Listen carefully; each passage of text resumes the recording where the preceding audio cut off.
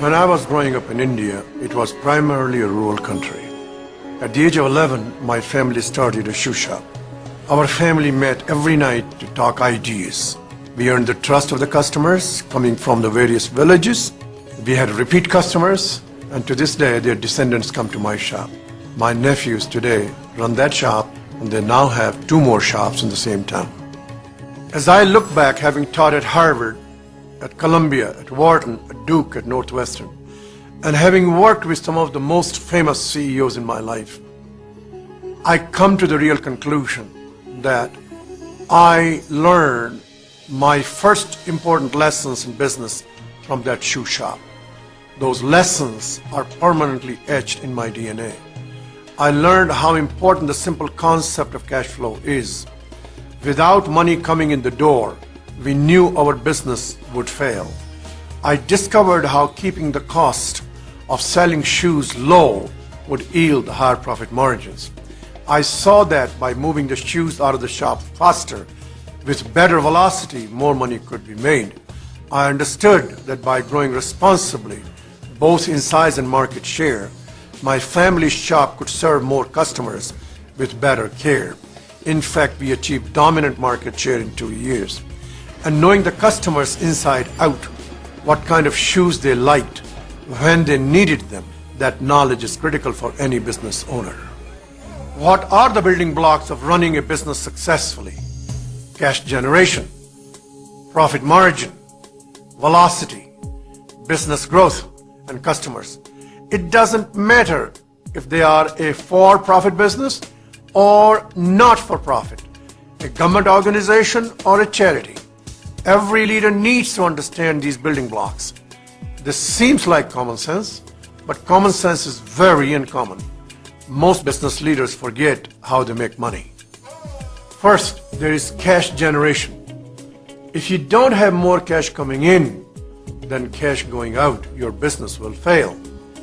Cash can come from various kinds of sources, like customers and profit-making organizations, or donors and grants for charities, or tax collections for governments. Look at Amazon.com, one of the pioneers of internet-based retailing.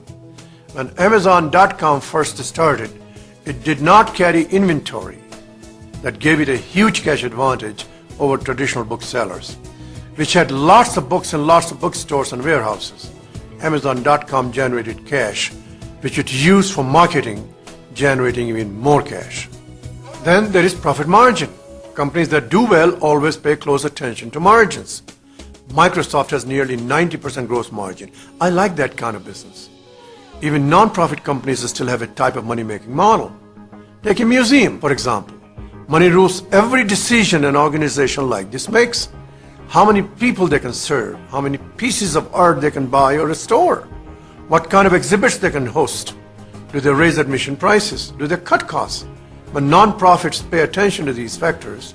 As if they were a profit business, they can use the money they can make to further their social purpose. Good. Fourth is growth. You should pursue growth in ways that support your money-making model. Can you grow revenue without growing profit? Yes, but it drains the lifeblood out of your business. For example, there was an entrepreneur who built a business installing beverage equipment at restaurants. He borrowed money to make the installations, and the margin on the ingredients he sold was so slim that it didn't even cover the interest payments on the borrowed money. And yet he was obsessed with growth. He grew the business quickly, but soon the outflow of cash outpaced the inflow of cash into the business, and the company went bankrupt.